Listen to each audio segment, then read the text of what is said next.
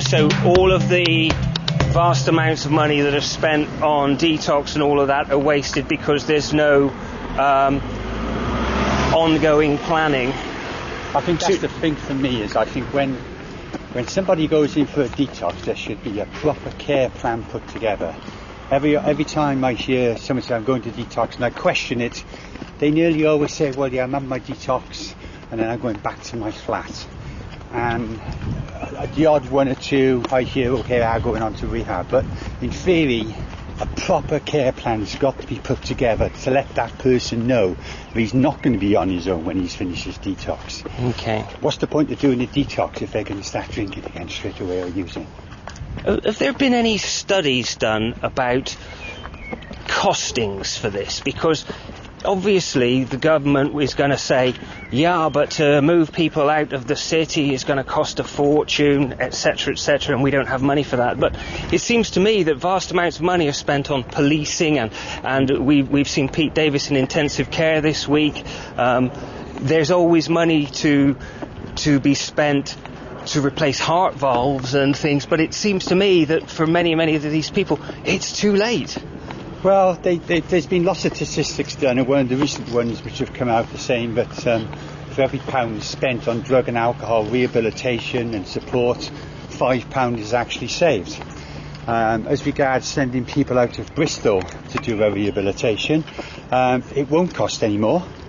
At the end of the day, say for Bristol, they negotiate with the rehabs in Bristol. They buy block bedding, which makes it cheaper. They could buy block bedding in Lady Diana Foundation in Norfolk or any rehab around the country. And one of the things they say, the reason they don't do it is the support is not there. Well, they need to start doing their own research and find out where the support is there. The support is just as good as Bristol. At the end of the day, we got lots of people coming into Bristol.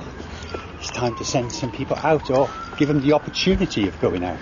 And are these other operations you referred to, Lady Diana's in Norfolk, are they up for having our drunkards and alcoholics? Do they want them? Absolutely, definitely. They do? Yes, no question about it. I think what we got to remember is a lot of these organisations are there making money. Even some of ours in Bristol actually earn money out of it. So they're private operations, essentially? Yes. The same as we've got in Bristol. Okay, so is this where we're headed now? We're nearly at Riverside Park, is this looks like the place they're planning to let people drink. Now, I'm a bit surprised in some ways. We've got a tennis court on the left-hand side. I see a lady pushing a pram with some children in. Now, can we be quite clear about this? It was an informal meeting that we were at, and if my memory serves me correctly, we asked for a written statement that this place that we are now in is officially a place where people can drink, and that letter was not forthcoming. Is that correct? That's correct. I think that the police lady we spoke to said this was the place where the police were discussing, and they'd more or less made their mind up. This is a place where they could come and drink.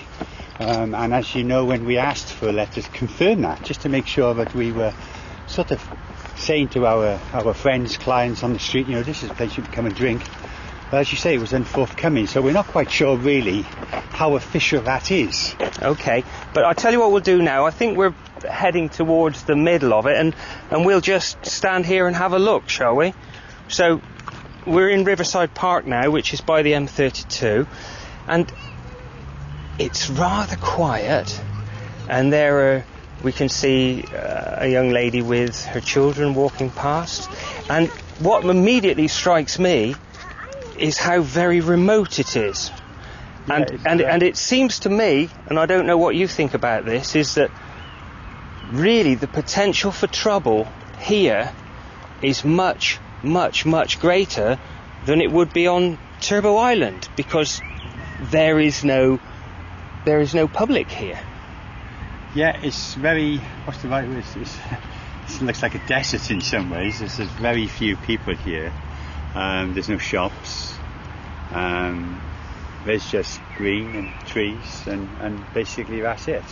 And I'm actually wondering whether or not even though I know they said this particular park, Riverside Park, I'm wondering if they got it right, because I just can't imagine this being the sort of place where a load of alcoholics could come and sit down and drink. Do you know the way to Trinity Road?